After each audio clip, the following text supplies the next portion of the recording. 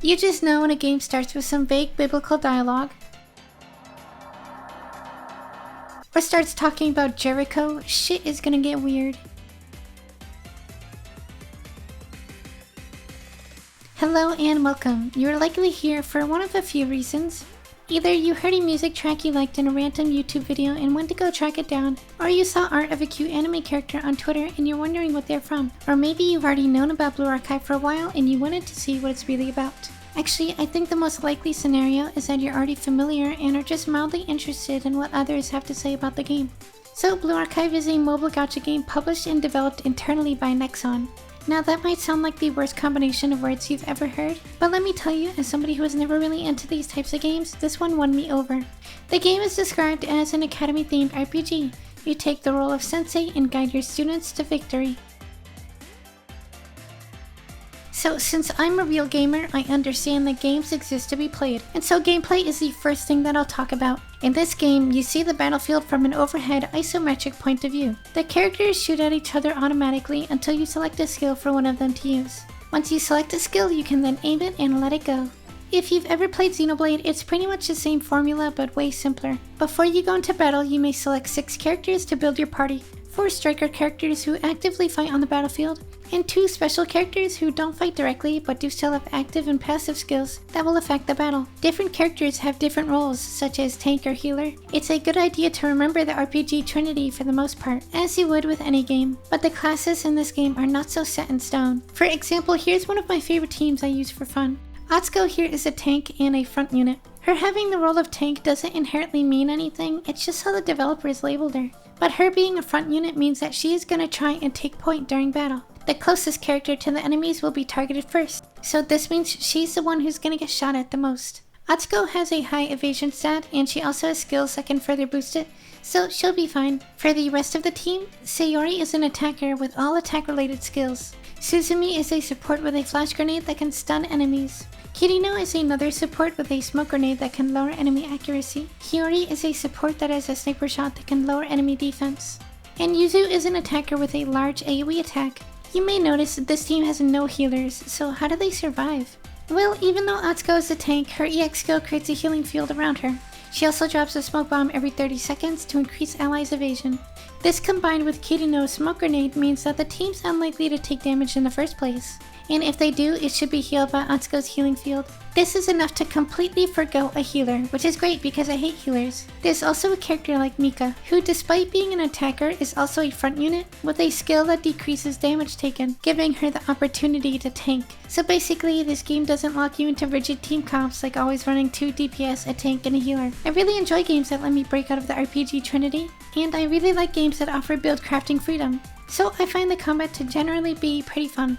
The raid bosses can get frustrating, but what else would you expect? I'm not a big mobile gamer, so I'm not sure exactly how this compares to other games that are currently popular, but I really like how this game does gacha and rarity. In other games I played before, different characters were different rarities, and early game units were pretty much just trash you'd replace as soon as possible. And so if one of those early game units was your waifu, you're shit out of luck, as they're realistically useless after the first few days. In Blue Archive, all new units that release are the same rarity. They never power creep the old units by adding more stars or anything. All units can be uncapped to the same tier of strength. Of course, there are meta units that are generally more useful across the game, but there are so many different types of endgame missions that cycle out, which can have many different variables, that pretty much every character has some kind of niche that they dominate. And sometimes you'll be needing backup teams to finish off a boss. So even those characters that are outclassed in their role can still see use as a cleanup crew. Even if a character does get completely power crept, that doesn't mean that they're dead in the water forever, as the devs do add new equipment to the old characters that will actually modify their skills and majorly improve their kits. For example, Haneko's bond item changes her basic skill from buffing a single teammate's defense to buffing 2 teammates and healing them, which is freaking crazy. I think some people complain that the rates are low and the pity is high. Personally, I've always been one for delayed gratification, and I love waiting for the Fez banner's increased drop rates to get the most out of my Prioxin. Now let's talk about the music, which is obviously popular. Unwelcome School has over 20 million views, and sometimes you'll hear songs like Usagi Flap in the most unexpected of places. The music is like lots of crazy synth beats with big drops. I've heard people call it kawaii future bass, but I wouldn't say that description applies to all the music. I actually enjoy a lot of the slower and calm tracks. They remind me of watching old school anime when I was younger. There's actually multiple composers who work on the game's soundtrack, each with their own style, and then there's a music director who kind of brings everything together. Many of the songs are going to start with some kind of unassuming theme like jazz or something, and then progressively get more techno and synth until an eventual beat drop.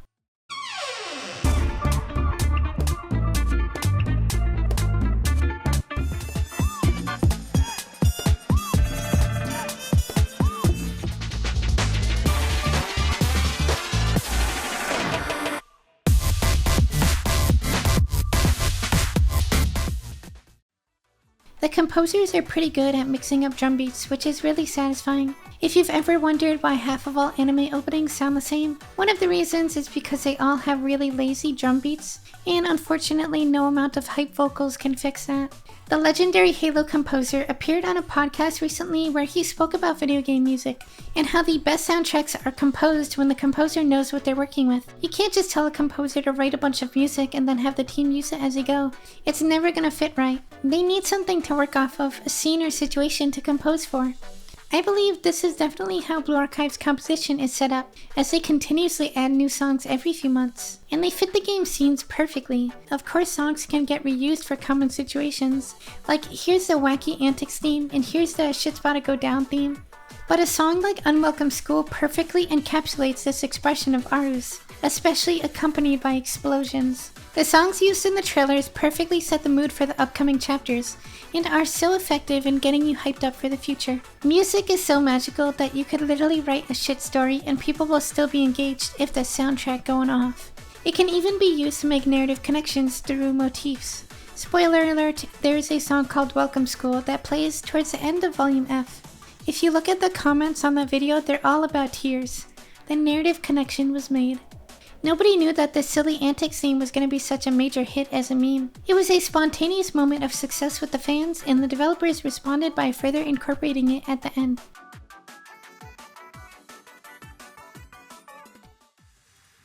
Next, let's go into the story and setting, which is generally one of the most confusing things about the game. It's not that the story is overly complex or anything, it's just that they skip over the details that don't really matter, rather than lore dumping you at the start of the game. Kinda like how Evangelion never bothers explaining what the angels are, or what the hell is even happening. That's just not what the show is about. Anyway, when you play the game, you will suddenly be dropped into the world, and not much will be explained. But basically here in Kivotos, all the girls are bulletproof thanks to the halo on their heads. And it's a totally open carry society, so everyone has a gun on them. Be it a sidearm or a rocket launcher, everyone's got something, and there's almost no limits. There's also animal people walking around too for some reason, and there's sentient robots. They're all bulletproof too, no idea why. The characters still take damage from getting shot, it's just significantly reduced. As Sensei, you're almost like the guidance counselor for all of Kivotos. Sensei works for Shale, no one knows what it stands for. But we know Shale is the Federal Investigation Club. Right, so you're literally a Fed who gives guns to students and advises them on shooting their classmates. Nice. You're also the only one who isn't bulletproof because you're an outsider. Sensei has no halo. Sensei's job is vaguely to solve issues, which will start with the students of Abydos asking for your assistance in keeping their school from going bankrupt and shutting down. Kivotos is made up of different school districts. These districts are governed by the schools and they're huge.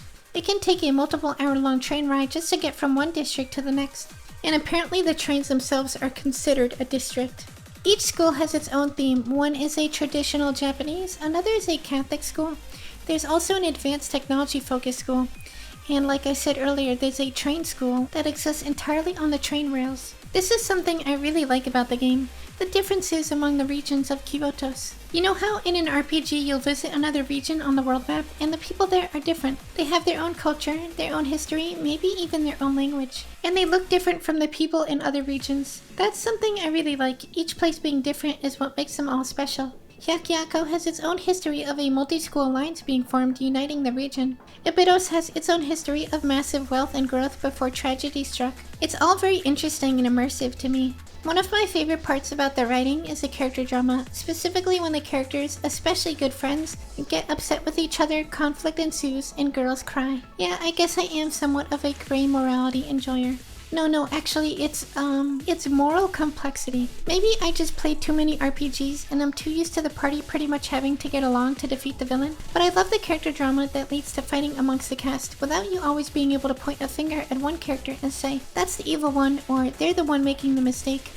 Moral complexity. The story has the ups and downs you'd expect of an anime RPG with both dark and triumphant moments. You'll experience the story and the characters through the various story modes. There's the main stories, which are major high-stakes arcs with different volumes focusing on different schools. There's also the side stories, which are very short and usually focused on a specific club.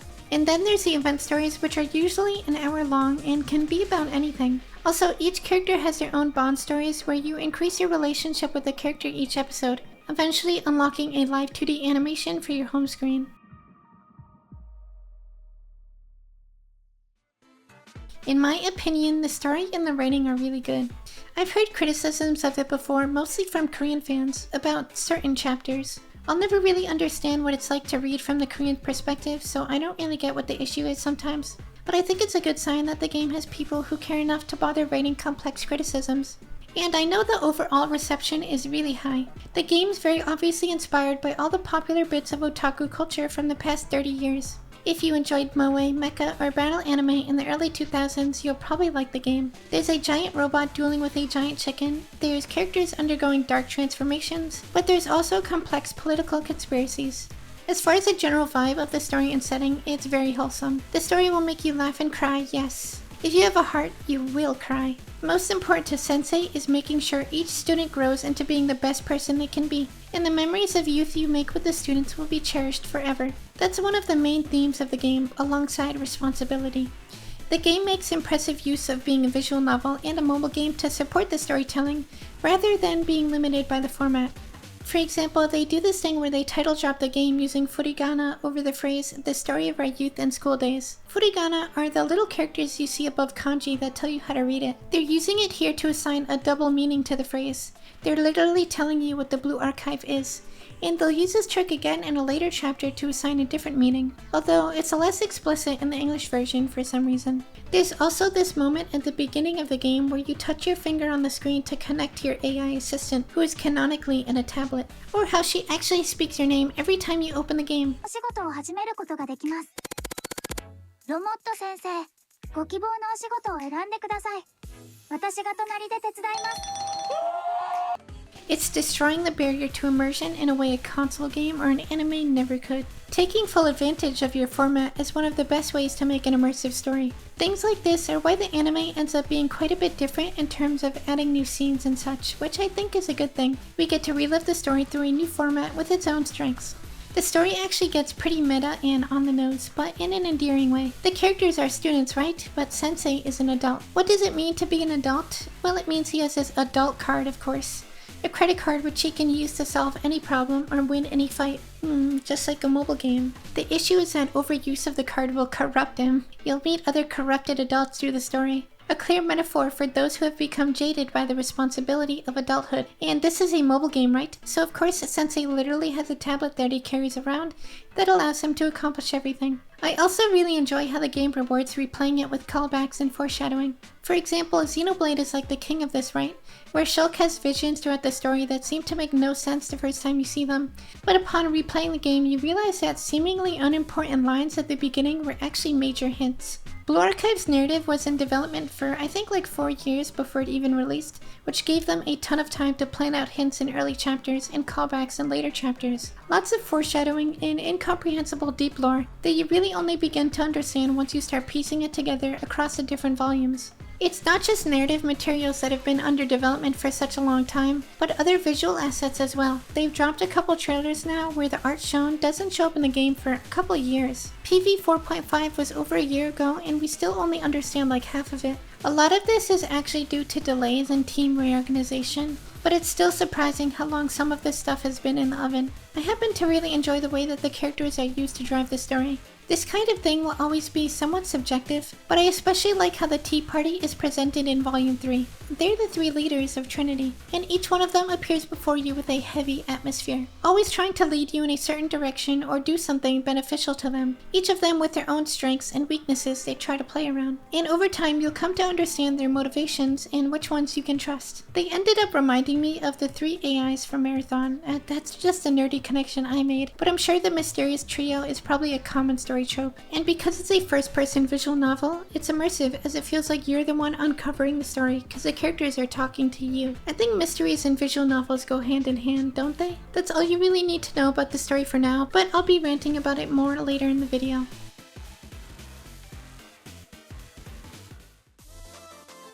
Now let's talk about the community. Blue Archive has incredible fan content. There's plenty of cute animations made by passionate fans, and some awesome fan games, lots of fan art, and I guess you would call this a fan fiction. It's 30 minutes long. But seriously, the community is one of the best parts. It's not a perfect community by any means. There's been discourse a couple times now. Contrary to popular belief, we do have retarded online arguments typical of any online fandom. But at least you don't have to worry about Twitter fans trying to fix parts of the game they deemed problematic, or harassing you over characters' sexual identity or like a ship or something. Usually. Really, it's just like any other online community, there's good and bad fans. But what's really incredible about the community is the community-generated content and the passion from the people who actually play every day. I wanted to take a few minutes to show off the fan-produced content, not to shout them out or anything, they definitely don't need that from me. But because I feel like a Blue Archive video just isn't complete without mentioning the fan content.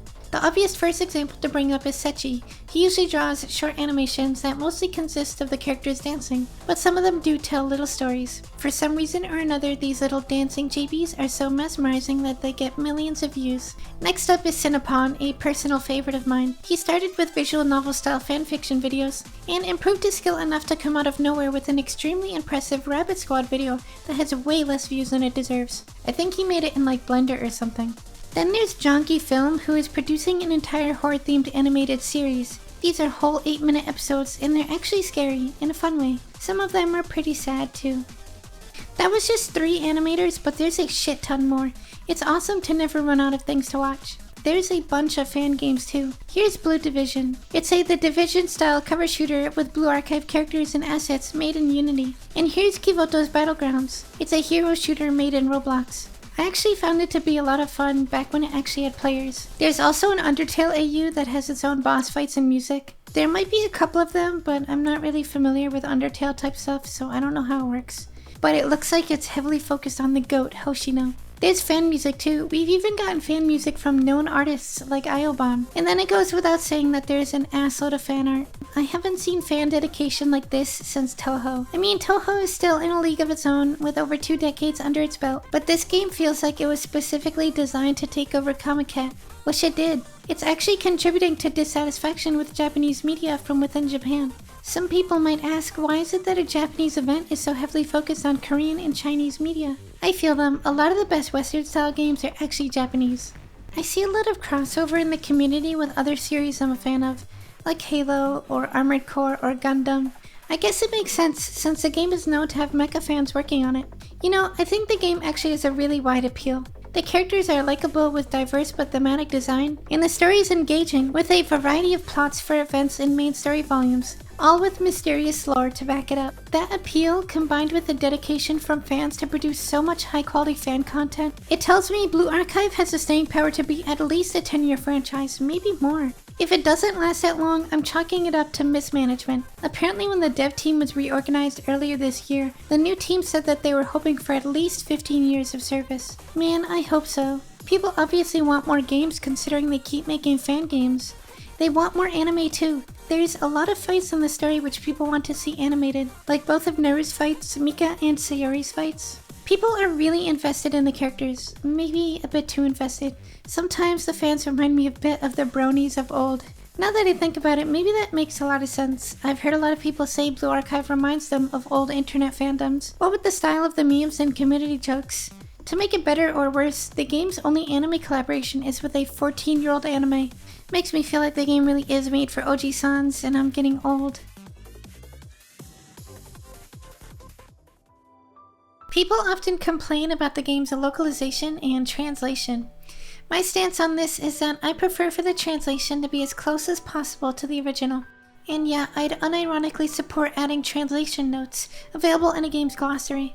Experiencing something completely different or something that can't really be explained in your own language is the best part about foreign games. I want to see different perspectives. I don't need my Eastern games put through a California filter before I play them. I don't care if the localizers think that they're making the text more engaging or improving it. That's completely subjective and it's not their call to make. It usually just means that they made things way too verbose for no reason, or added in a reference that the author didn't even intend. And Nixon did send out a survey to ask players what they thought of the translation quality, and I will say we have had a good turnaround for some translation fixes. Recently there was an issue with the translation of Tsubaki's Poke dialogue during the Rowdy and Cheery event. They fixed it at the end of the event, which was a turnaround of a couple weeks. But people still complain that that was too long. I get it never should have been inaccurate in the first place. I'm just glad something actually got fixed and it didn't take years. Most RPGs don't even acknowledge their translation errors. Never mind actually fix them in a couple weeks. In fact, they seem to get even worse with re-releases like what happened with Xenoblade and Persona. The other side of this though is that there are still incorrect lines that have been left alone for literal years, like Yoshimi's lobby dialogue and many others. Finding good localizers might just be a difficult task. I think the main problem is the fact that we call them localizers. It's not just the global side that's been victim to localization, however. There's a major controversy on the Japanese side due to poor translation quality back in March of 2024. They even released a whole apology letter and everything. Someone reminded me, have we ever gotten an apology letter like this on global side? I'm not so sure. Well, anyway, the official community managers we have do seem like good people. You can see them on live streams or meet them in person at events. I haven't been to one of these events myself, but the videos posted on the official channel look like a lot of fun. On the Ian server, even though we're 6 months behind, we still get special content like original comics posted on the official Twitter page, or browser games that tie into the current in-game event. On the Taiwan server, they have this adorable hot dog Arona as their community manager, and they even had a live collaboration with some kind of hot dog restaurant. I freaking love hot dogs, so this makes me really hungry. Hey, there's nothing wrong with enjoying a good sausage, okay?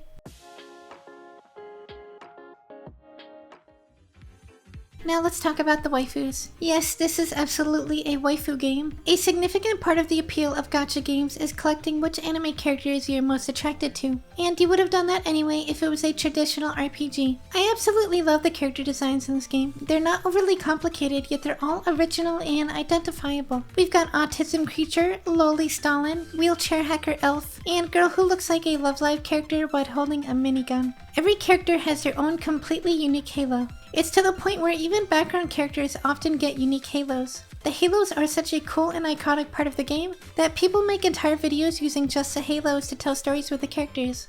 I'm not a professional artist, so I don't really know the proper words to describe what ties the character art together, but it's very cute. I will say many characters exist for their roles in the story, and their designs reflect that. The characters have surprisingly fleshed out personalities, and fans of any specific character will usually have some amount of content to consume, with them releasing new event stories that give time to the characters who don't really fit into the major stakes plotlines from the main story. Plus there's various animations and character videos which are released. If you're a fan of Shimiko though, well, then I feel bad for you. Either way, the love for the characters is immense. So much so that even a character like Kisaki, who is an unplayable NPC which only appeared in an event story, has more art than the main characters of other gacha games. Kisaki very recently became a playable character, but this is long after she built up mountains of fan art. The character designs are really not overly sexual like Nikkei or Azure Lane. There are fan service costumes that push the boundaries because it's what people want to see. But you might not know about some of the more wholesome alts, like when you force a hacker group to go outside and they all get camping alts. There's more than one way to make a character appealing after all. Blue Archive's character design is really good at that. In fact, it's so good I find myself falling in love with character archetypes that I never even cared for before. I've actually gone through this cycle a couple times now where I have no interest in a character until I meet them in a story or do their bond and it flips my whole perception of them. When I first saw Amy, I thought, oh, this is just some big titty bimbo whore. Wrong, Amy is a good girl, one of the best even. And again, the Highlander train girls are a popular duo who just never really interested me, but once I met them in the story myself, I thought, okay, they are pretty cute and funny, I'll admit. I'm definitely someone you would consider a waifu enthusiast. If you think that's cringe, why are you here? And also go fuck yourself. Anyway, yeah, the waifus are a major reason why I play the game. As a kid, I was someone who would get into a series just to say X character is my waifu, as was the culture of anime weebs. But back before gacha games, that meant getting into something like Toho. I was never really into bullet hells, but I played those games because I liked the characters, and I wanted to properly experience them. I didn't want to be a secondary. Secondary, that's what we called those who masqueraded as Toho fans, just cause they read doujins or the wiki, but didn't actually play the games or read the official stories. There's a major difference in the perception of a series between someone who actually plays the games and someone who just reads the wiki and listens to the music. Secondaries would shit up the fandom, so we would gatekeep them and call them bad words on 4chan and other sites. But we didn't really call it gatekeeping back then. I don't really remember us needing a word for it. In fact, I don't think I heard the word gatekeep until aunties started complaining about it. We just did it because we knew it was important to protect the integrity of the fandom. We also didn't call it a fandom back then either. And that's why a lot of these pro-gatekeeping memes you see have Toho characters on them. We've been fighting this war for a long time. Anyway, back to the characters. Blue Archive's characters appeal to me probably more than any other game right now. They're perfectly balanced between cool and cute, and I loved how unapologetic the game was about having loli characters. I can't stand those fence-sitter type games that kind of have a loli, but not really. Sure, people are an oppressed class after all, where's our representation? Anyway, lolis make for some of the best character designs. A tiny girl who packs a massive punch is such an adorable gimmick, and they're great because they gatekeep themselves. Hang on. Let's take another look at that gatekeeping meme again. What was it our Kaguya profile picture having friends said, paired with his gatekeeping meme? That's right. Doom did have an issue with tourists taking a funny meme within the community and spamming it into the ground until it hit the fucking core of the earth. Why does it sound so familiar? Better not say anything more about that actually. I'm thinking nature will just run its course as it usually does anyway. Well, that brings me to the next controversial section of this video.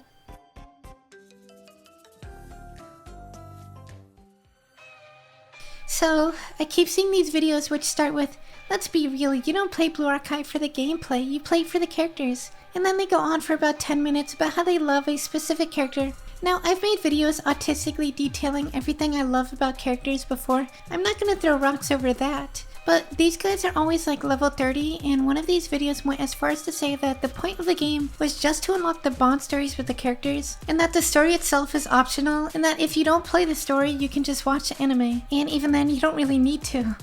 Really?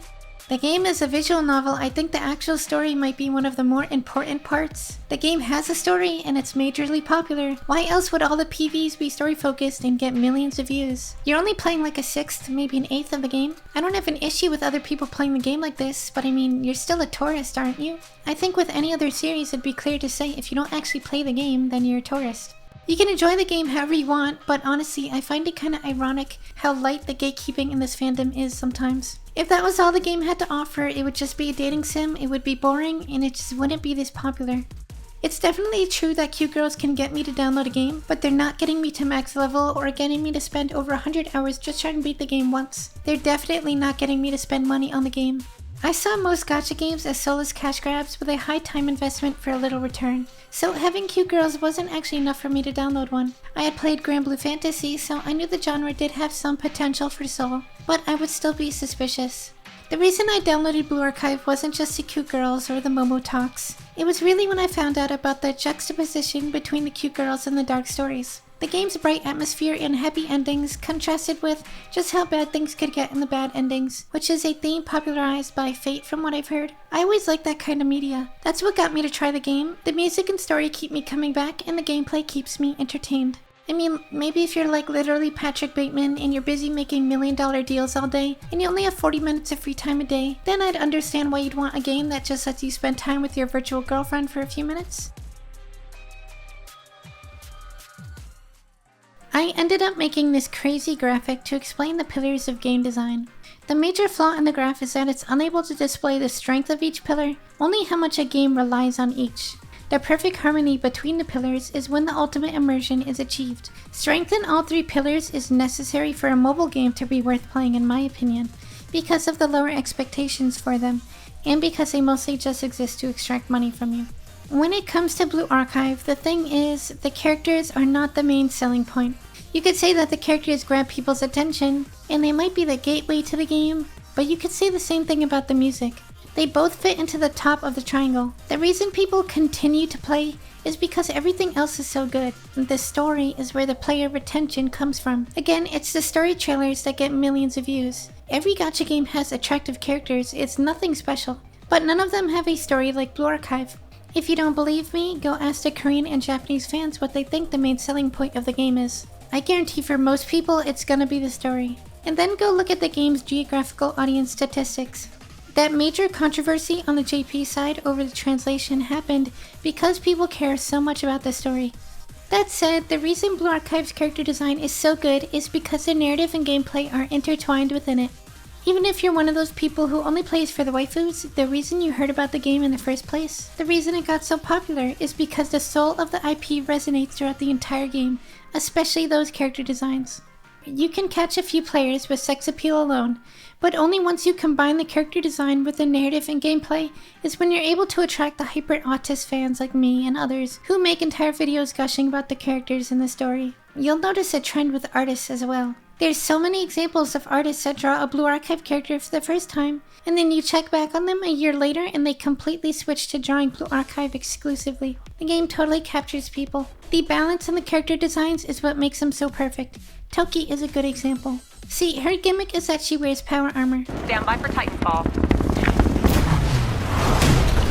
So how do we best incorporate power armor into a Bishoujo game?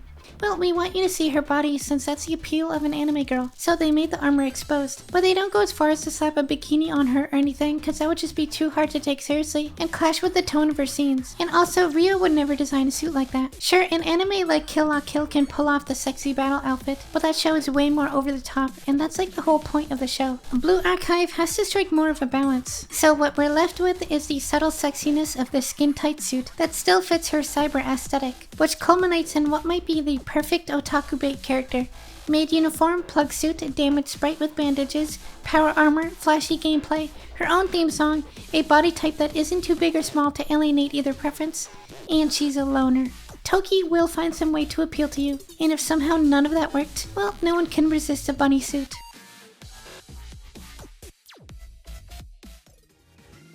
So how is it that Blue Archive's characters appeal to me, but other games don't? Nikke has hotter characters and good music, but the light gun style gameplay looks so uninteresting to me that I'll never download it. The story as well, even if it has darker elements, to me they seem more over the top for the sake of it. You just laugh off the absurdity of the world's condition because there's nothing you can really do about it. Not only that, but the character designs aren't very immersive. Would a killer robot really wear a school uniform or a fancy dress? In Blue Archive they would because it fits the military academy setting. I totally understand the desire to not be limited to only military designs for the Nikkes, but I just personally prefer for my character designs to be more thematic with the setting. The soldier characters in Blue Archive do actually look like soldiers. I'm one of those people that preferred when Call of Duty didn't let you play celebrities or Gundams. It just makes it that much weirder when you blow their heads off. Another mobile game I tried was Arknights. I heard there were Lovecraft elements to the setting, which I love, as well as amazing character designs. But tower defense, really? I'm sorry, I just can't get into it. As far as MiHoYo games go, they just don't interest me visually. Genshin's environmental art is obviously ripped straight from Zelda, and I was never really into Zelda. And MiHoYo character design loves to stick random gold and platinum thingies all over the characters. They become really apparent when someone tries to cosplay the character, and they just have all these big plastic things weighing down their costume that serve no purpose and they don't even look cool. And then there's the layers. Every single article of clothing has like 3 to 5 layers to it. It's so damn noisy. Layer, layer, layer, layer, layer. It's just too much. Look at this. Alright, now look at this. This is perfection. In an attempt to make the characters look extra unique, they spam superficial details like more lines, more strange shapes on the characters, and they end up looking AI generated. Compare this to Blue Archive, which does the complete opposite. They focus on an established character design and then bend it a bit to fit its role in the story, and sharpen it like a blade to cut right through your eyeballs and into your dopamine receptors. If you look at what development materials are public online, some of these characters have undergone utterly major redesigns as they ironed out exactly what made each character perfect for their role. Does Hiyori give off the vibe of a wealthy old woman who drinks tea alone under an umbrella? No, as cool as it looks, it just doesn't fit her role in the team. Is Hifumi a cat with a shotgun? No, she's supposed to be the normal character. Her lack of extra features is in itself a feature. The character designs fit the characters perfectly. One thing I don't like is when a character's appearance betrays their personality. I know someone isn't gonna like this, but a good example I can give of this is Pyra. Pyra is supposedly a timid girl, yet her ass is constantly bursting out of her shorts that are way too small. Now before you get all up in arms and say I'm pro-censorship, that's not it. It's just the juxtaposition is really funny and I can't take her seriously sometimes. I don't have this problem with any of the other characters. It's just Pyra has a lot of pressure on her to maintain immersion as one of the main protagonists, but I understand the desire to never give an inch when it comes to covering up a character. I watched this sort of thing destroy Guilty Gear and many other games, and I never asked them to change the design specifically to appeal to me and alienate the classic fans. I absolutely hate revisionism like that. Well, what I really like about the Blue Archive characters is that they actually look like they dress themselves. And when you have a really lewd character design in this game, it makes sense, like with Amy for example. She always wants to take her clothes off. Why? Because it's always too hot for her. And she's too socially unaware to care if it's inappropriate. She's also got a foil in Himari who's always too cold and keeps Amy on a leash. Is it a simple excuse to have a girl with her tits out? Yeah, but it's totally believable within the setting. Hanako is another undresstress. She does it specifically for the sake of being inappropriate.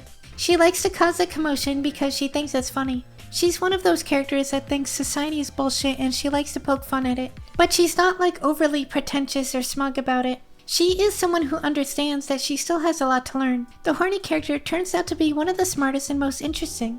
Now, if we look at the characters who are literally special forces for the government, they've all got expensive military equipment on them. Miyako isn't going into battle with a micro bikini on. And even when she does get a swimsuit, it's something that actually fits her personality. If you're thinking, it's just a video game bro, who cares, make the characters hot. That's the type of mentality you bring for slop. I think people are starting to forget how much value immersion has in video games, especially in fan service games.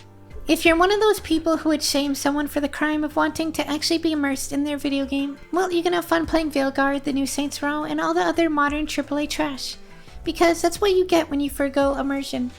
The truth is, the best half-naked characters are the most interesting ones. Of course, on some level, I'm sure it's decided by the dev team, we need to add a sex appeal character into the game, and that's totally not a bad thing. But good developers find good ways to incorporate it. They ask, how can we build off of our goal of having a sexy character, rather than just having it as a necessity? When I just have to accept, yeah, it's just a silly movie or a game, of course it doesn't make sense. I'm probably just watching soulless slop meant to fill the free time of thoughtless normies. Good media gives you something to think about. It doesn't just condescendingly preach its politics at you like you're an ignorant slave, and it doesn't insult your intelligence with a Swiss cheese plot and expect you to eat it up.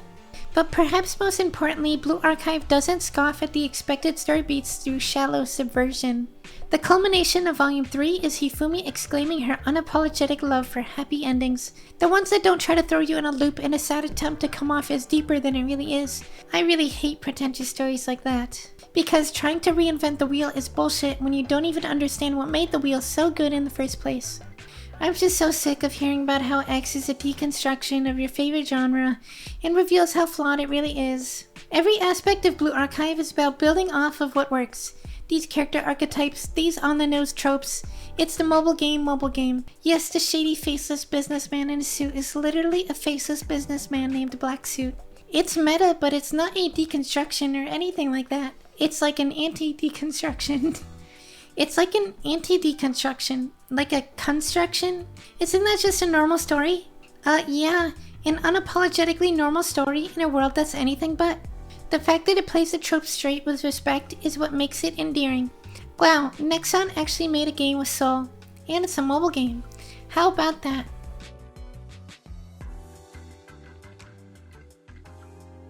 So the lead scenario writer Isaku-san announced his departure from Nexon in July of 2024 to a beloved send-off from all the fans. Then within literally a couple months he announced what seemed to be a direct competitor to Blue Archive that was so similar it bordered on plagiarism, with a team entirely made up of poached staff from the Blue Archive team. They also announced that they'd be participating in Comiket, but they didn't properly follow the procedure for how a professional team is supposed to participate versus a doujin team, and so the entire Japanese, Korean, and Chinese fanbase immediately turned on them, and they cancelled the project. So yeah, now that he's gone, we'll see if things crash and burn from here, or if the new team continues on with renewed strength. If Nexon's official statements are to be believed, the current team is reorganized and reinvigorated to continue updating the game.